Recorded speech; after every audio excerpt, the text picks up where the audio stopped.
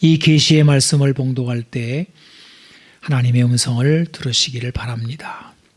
이에 보아스가 룻을 맞이하여 아내로 삼고 그에게 들어갔더니 여호와께서 그에게 임신하게 하심으로 그가 아들을 낳은지라.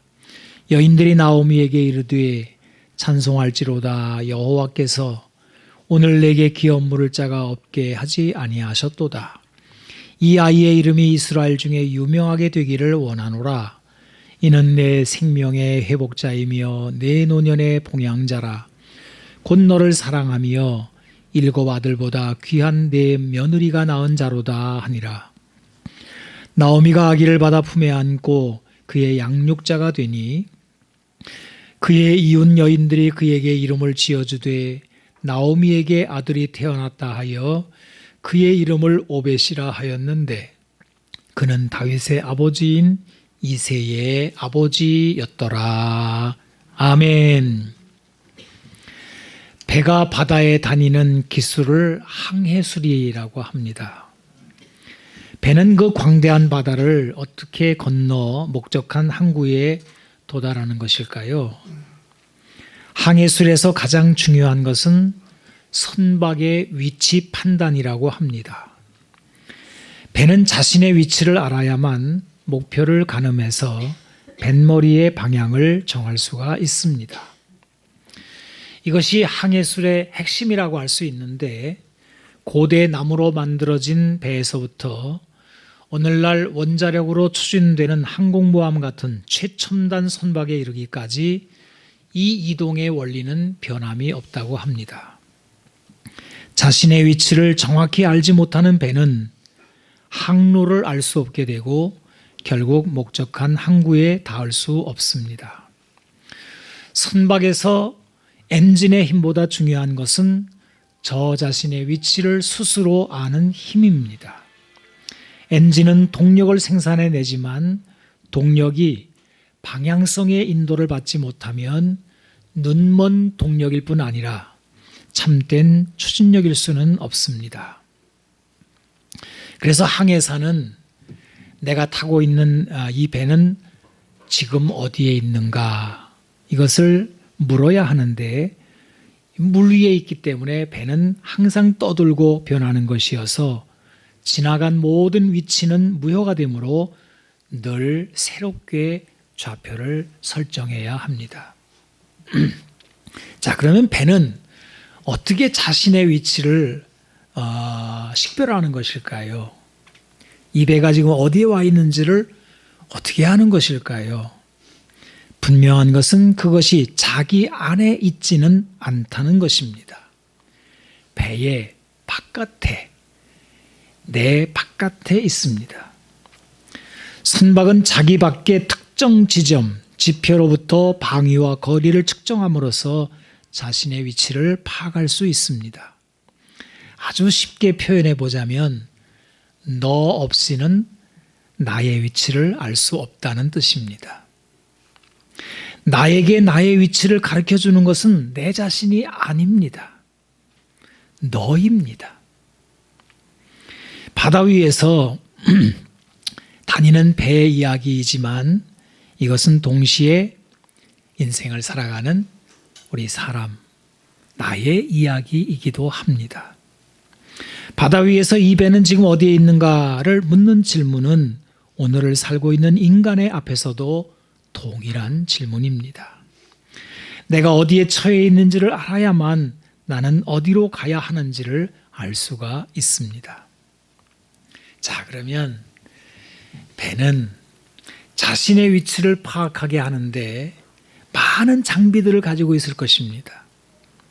수많은 장치와 장비들 이런 것들을 갖추어야만이 항해를 할 수 있겠습니다.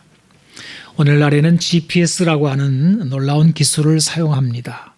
인공위성을 통해 자기 위치를 파악하는 것입니다. 고대의 하늘의 별들을 보면서 항해하던 것과 비교하면 그야말로 기술이 너무나 많이 발전을 한 것 같습니다. 그런데요, 어떻게 철새들은 가없는 허공 속에서 방향을 잡고 그 넓은 바다와 대륙을 건너다니는 것일까요? 조류학자들은 새들이 태양의 기울기를 감지한다고 하고 혹은 지구의 자장을 몸으로 느끼며 난다라고 설명을 합니다. 정말 신비하지 않습니까? 철새들 몸 어딘가에 태양이나 지구의 자장을 감지하는 능력을 지님으로 자신의 위치를 알고 방향을 잡아 목적한 곳으로 정확하게 날아가는 것입니다. 인간의 몸에도 이 같은 축복이 있을까요? 선박의 항해술과 철새들의 항해 능력과 같이 인생의 목적한 바를 향하여 나아가게 하는 것은 무엇일까요? 성경은 이것을 여호와의 규례라고 말씀을 합니다.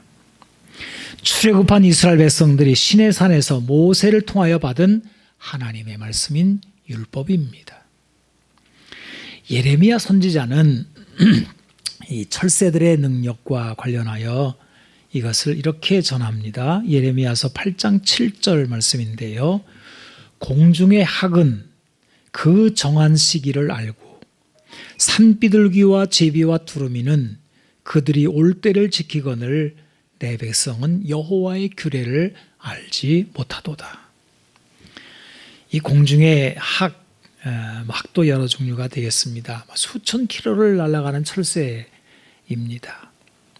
또 산비둘기나 또 제비, 두루미 이런 것들이 이동을 할 때에 때를 정확하게 안대요. 그리고 방향도 정확하게 잡아서 배들조차 그 인공위성과 이렇게 교신을 하면서 가야만 하는 똑같은 그 어마어마한 바다를 건너고 또 히말라야 그 최고 높은 그 산봉우리를 지나 그렇게 오차 없이 돌아오게 만드는 능력이 그 새들에게 있는 것처럼 사람에게 주어진 놀라운 축복이 있는데 그것이 여호와의 규례라는 것입니다. 이 규례를 알지 못하면 인생은 그냥 유리방황하게 됩니다. 예레미야 선지자는 마땅히 여호와의 규례를 알아야 할 하나님 백성들이 그것을 잃어버렸을 때 얼마나 어리석은 삶을 살게 되는지, 얼마나 비참하게 되는지를 밝히고 있습니다. 여호와의 규례를 망각한 사람은 방향을 잃은 배와 같습니다. 여러분, 사사기와 룻기는요 같은 시대를 배경으로 전개되는 이야기입니다. 룻기서 1장 1절을 보게 되면 사사들이 치리하던 때에 라는 말씀으로 시작을 하는데요, 이 사사들의 시대는 어떤 시대였습니까? 하나님의 백성들이 가나안 문화에 동화되면서 하나님이 주신 율법을 잊고 자기 멋대로 살던 시대입니다. 그래서 사사기 마지막 문구 21장 25절이죠. 이렇게 기록되어 있습니다. 그때 이스라엘의 왕이 없으므로 사람이 각기 자기 소견에 옳은 대로 행하였더라. 우리가 사사기를 읽으면서 사람이 하나님의 말씀을 상실하게 되었을 때 어떻게 살아왔는지를 살펴볼 수 있는데요. 여러분, 거기 나오는 이야기들을 기억하십니까? 막 동족들이 막 끔찍한 상잔을 벌입니다. 그리고 성적 타락이 사회 전반을 강타합니다. 자연마저 질서를 잃습니다. 기근이 발생한 거죠. 사사들이 치리하던 시절입니다. 자, 이때 동일한 때 룻기는 이 시대를 배경으로 한 집안의 이야기를 시작합니다. 엘리멜렉이라고 하는 사람이 베들레헴 살고 있는데 이 엘리멜렉의 이름의 뜻은 나의 하나님은 왕이시다입니다. 그의 부인이 이름이 나오는데요, 나오미입니다. 그런데 그 뜻은 나의 기쁨이라는 뜻이고 두 아들이 있어 말론과 기론이라 이름을 지었는데 각각 보석, 완전함이라는 뜻입니다. 하나님을 왕으로 모신 집안의 모습이 이렇다 하는 것이겠지요. 더군다나 이들이 사는 곳 베들레헴의 뜻은 떡집, 빵 만드는 곳, 뭐 이런 뜻이니 얼마나 금상첨화이겠습니까? 정말로 행복한 집안이 아니겠습니까? 하나님을 왕으로 섬기는 집안이니 하나님이 주신 여호와의 규례를 따라 살 때 이렇더라 하는 이야기겠죠. 하지만 이들이 사는 시대가 문제가 됩니다. 사사들이 치리하던 때 사람들이 왕이 없으므로 각기 자기의 소견에 옳은 대로 행합니다. 이 말씀은 사람들이 왕이신 하나님을 떠나 등지고 하나님이 인생들에게 주신 놀라운 축복인 여호와의 규례라고 하는 것을 빼버려 팽개쳐버리는, 그리고 자기를 중심으로 살기 시작했다는 뜻입니다. 이제도 말씀드린 것처럼 선박도 그렇고 인생도 그렇고 자기를 파악하기 위해서는 자기밖에 없어서는 안 된다는 거예요. 인생의 좌표는 자기에게 있지 않습니다. 자기 소견대로 살았다는 것은 사람들이 길을 잃었다는 뜻입니다. 바다에서 배가 길을 잃으면 어디에 암초가 있는지, 어디에서 풍랑이 닥쳐오는지 알 수가 없습니다. 그렇기 때문에 끔찍한 좌초를 그리고 풍랑을 만나는 그런 무방비 상태가 돼버리는 것입니다. 룻기의 엘리멜렉 집이 그런 상태에 빠졌습니다. 여러분, 이름이 좋으면 뭐합니까? 그 이름과는 상관없이 살아가는 이들에게 드디어 쓴맛이 들이닥칩니다. 이들은 고향을 떠나 모압 땅에서 얼마를 지나다가 남자들이 하나씩 죽었습니다. 두 며느리와 함께 홀로 남겨진 나오미는 자신의 이름을 나의 기쁨에서 쓰다, 괴로움이라 라고 하는 뜻의 마라라고 바꿉니다. 여호와의 규례를 잊은 가정이 도달한 모습입니다. 룻기에는 나오미가 며느리 룻과 함께 고향 땅 베들레헴으로 돌아와 보아스를 만나는 이야기가 자세하게 기록이 됩니다. 어찌어찌 룻이 보아스와 재혼을 합니다. 오늘 우리가 읽은 본문은 보아스가 룻을 아내로 맞이하는 장면으로 시작을 하는데요. 이 가정에 아이가 태어납니다. 이 소식이 인근에 퍼졌을 때 이웃들이 다 몰려왔고요. 기뻐합니다. 막 축복을 합니다. 성경은 이들이 나오미에게 전한 축복의 말을 14절, 15절에 이렇게 담아 놓았습니다. 여인들이 나오미에게 이르되 찬송할지로다. 여호와께서 오늘 내게 기업 물을 자가 없게 하지 아니하셨도다. 이 아이 이름이 이스라엘 중에 유명하게 되기를 원하노라. 이는 내 생명의 회복자이며 내 노년의 봉양자라. 곧 너를 사랑하며 일곱 아들보다 귀한 내 며느리가 낳은 자로다 하니라. 여러분, 룻이 보아스로 낳은 아들을 일컬어 생명의 회복자이며 노년의 봉양자라 이렇게 말을 했는데요. 이게 무슨 말일까요? 이웃들은 아이의 이름까지 지어주었습니다. 오벳입니다. 그리고 나오미에게 아들이 태어났다라고 합니다. 이건 무슨 말일까요? 아니, 며느리 룻이 낳았지 지금 이 늙은 나오미가 낳은 아들이 아니지 않습니까?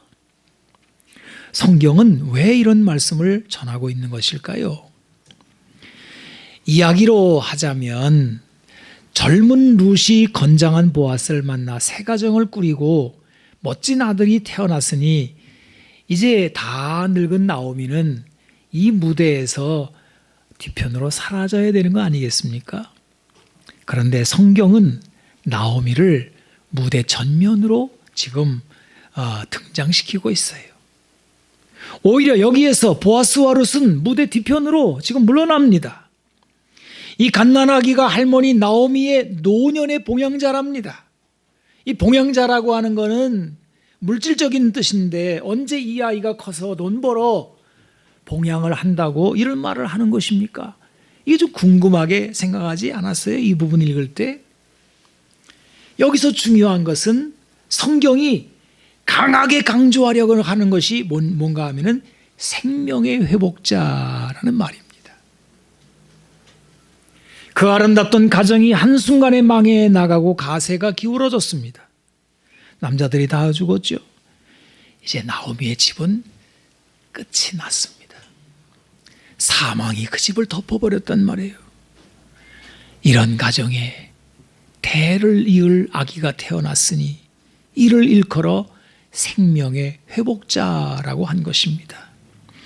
여기에 중요한 단어는 회복이라는 단어입니다.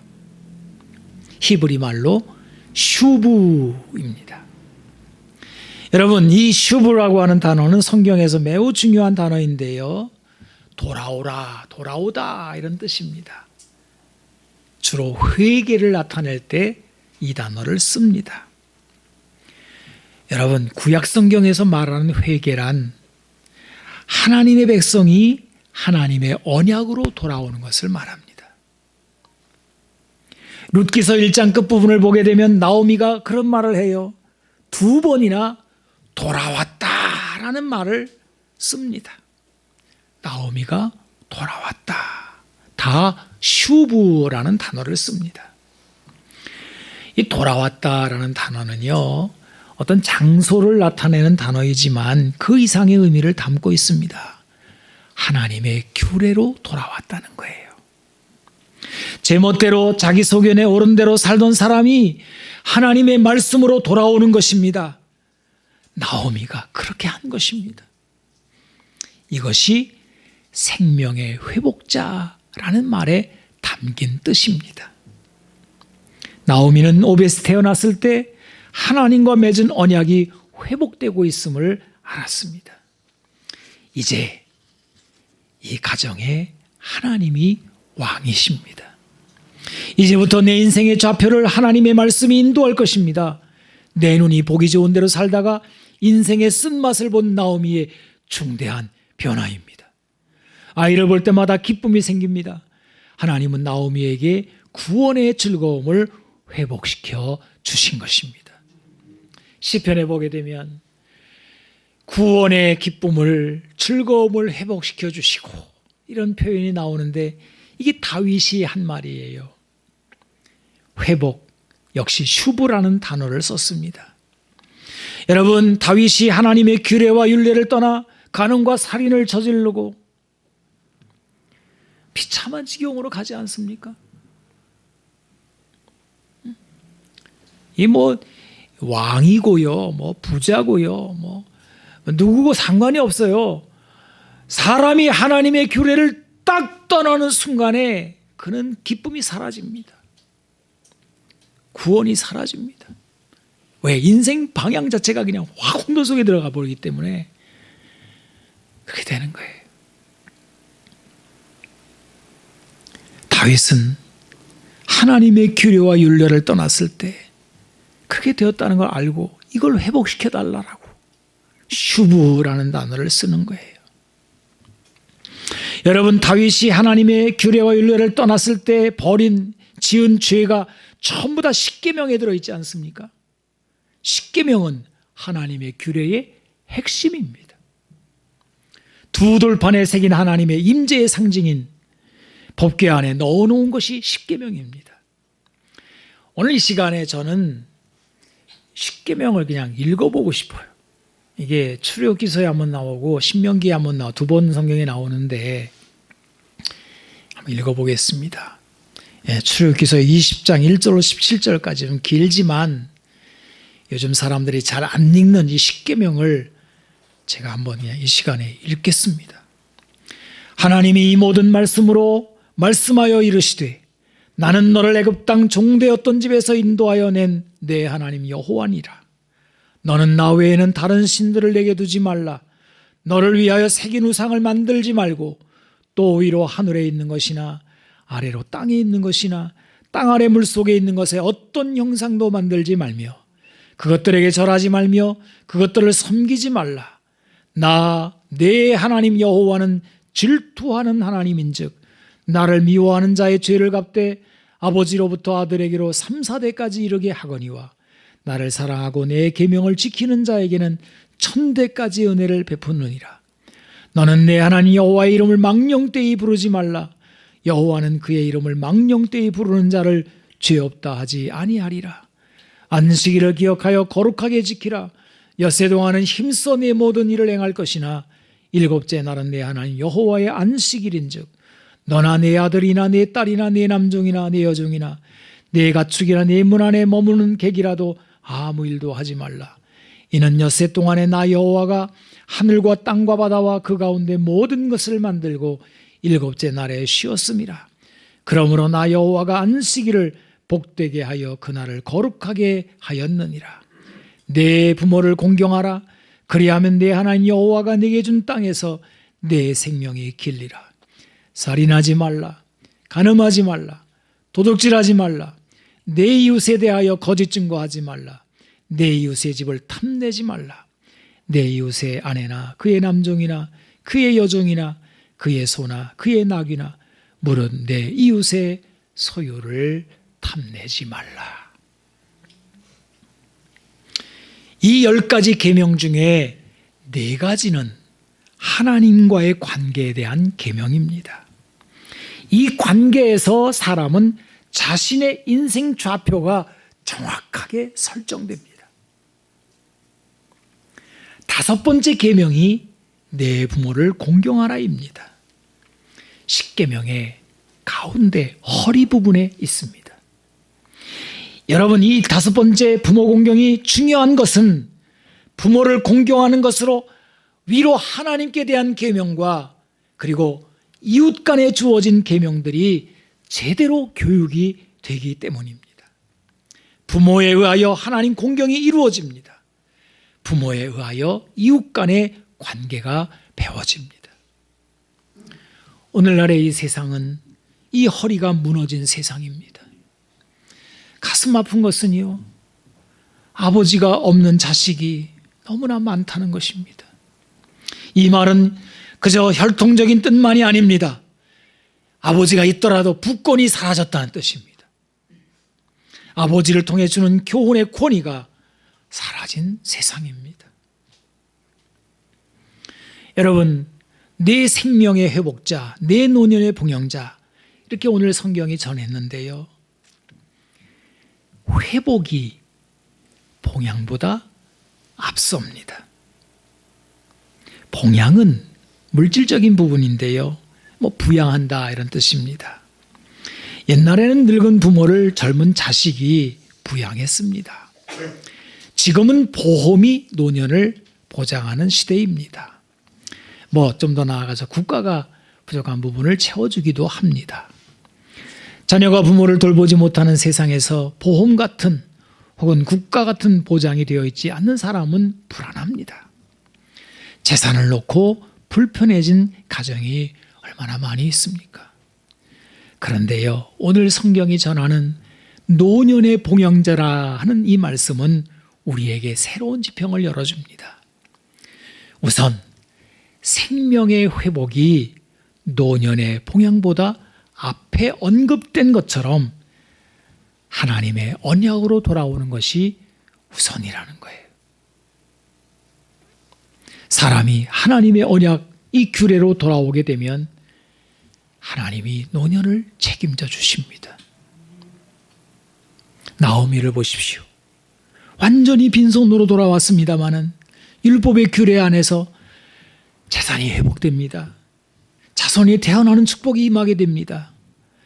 이렇게 언약이 회복되면 물질도 회복됩니다. 우리는요, 물질 회복 그러면 모르겠어요. 현대인들은 얼마나 주어야 만족하는지를 모르겠습니다. 이것도 하나님 안에서 우리가 좀 재설정할 필요가 있는데요. 그래서 잠언의 말씀이 참 귀해요. 잠언 17장 1절 여러분 잘 알고 있는 말씀일 겁니다. 마른 떡 한 조각만 있고도 화목하는 것이 제육이 집에 가득하고도 다투는 것보다 나으니라. 이 물질이 암만 많은 부잣집이라도요, 다투고 싸우고 그러면요, 날마다 지옥입니다. 부모가 있어도 자식들은 그냥 부모 공양이 어디 있어요? 뭐 생일날마다 무슨 뭐 명절 때마다 뭐 잔뜩 부유한 거를 갖다가 드리긴 해도 평화가 없어요. 그러니까 잠언이 이런 말씀을 하는 거지요. 물질의 양, 그게 중요한 게 아니다. 작은 것만 있어도 화목하면 얼마든지 행복할 수 있으니까. 우리는 부자가 아니라서 우리는 부모 공양을 못해. 난 가진 게 없어가지고 부모 공양을 못해. 이렇게 말하지 말라는 거예요. 혹여 물질이 부족해도 기쁨이 넘치는 가정이 될 수 있다라는 것을 성경이 보여주는 거예요. 하지만요, 하나님이 회복하시는 집에는 분명 마른 떡만 있지는 않을 겁니다.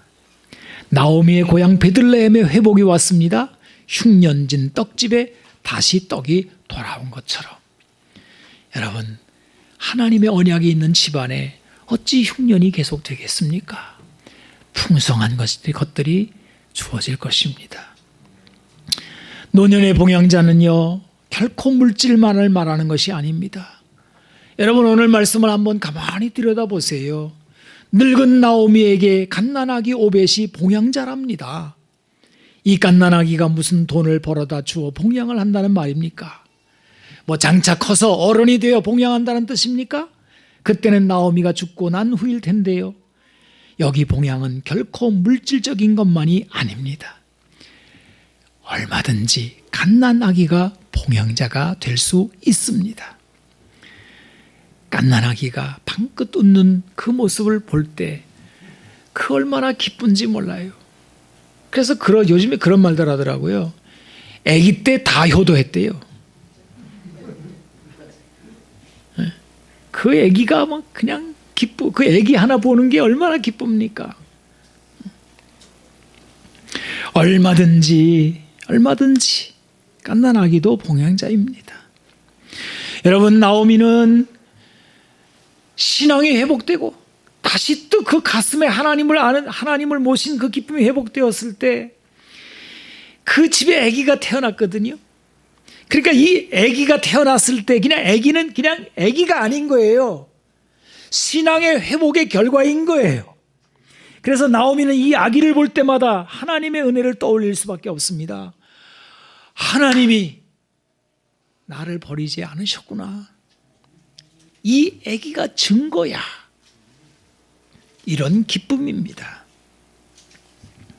여러분, 우리 자식들이 부모에게 줄 수 있는 가장 큰 기쁨이 바로 이 부분입니다.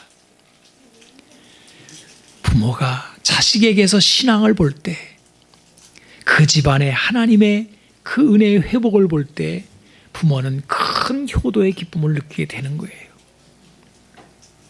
저는 그런 거 본 적이 있습니다. 반대 경험인데요. 아주 오래전에 서울에 있을 때니까 아주 오래된 이야기입니다. 그 늙으신 부모님이 와서 막 우시는 거예요. 제가 그때 부목사에 있을 때 막 우시는 거예요. 그래가지고 왜요? 왜? 그랬더니 자기 아들이 막 너무 돈을 많이 벌어가지고 너무 유명하게 됐대요. 그때 막 소련이 무너지고 러시아 막 생길 때 열릴 때거든요. 막 러시아로 먼저 들어가서 막. 그래서 제가 그렇게 유명하게 되고 돈 많이 벌었으니 좋겠네요. 그랬더니 아니라는 거예요. 아니라는 거예요. 완전히 신앙을 떠나는 그 모습을 볼 때 자기들은 하나도 기쁘지 않다는 거예요. 여러분, 오늘 나오미 이야기하고 정말 다른 모습이잖아요. 나오미는 집안에 무슨 큰 게 아니에요. 대단한 게 아니에요. 근데 이 아기가 태어났을 때 자기 집안의 신앙이 회복되니까 너무 기쁜 거라 그 말이에요.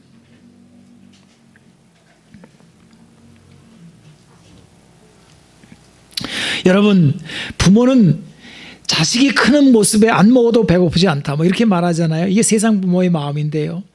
하나님의 백성인 부모는요, 자녀의 신앙생활에서 큰 기쁨을 얻습니다.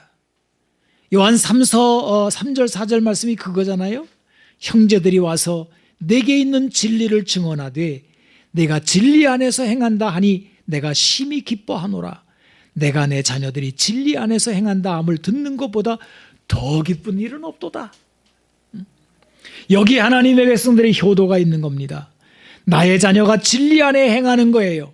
사람이 진리 안에 거하면 그 진리를 따라 살아가게 되어 있고 그 진리 안에서 놀라운 삶의 축복들이 오게 되는 거예요.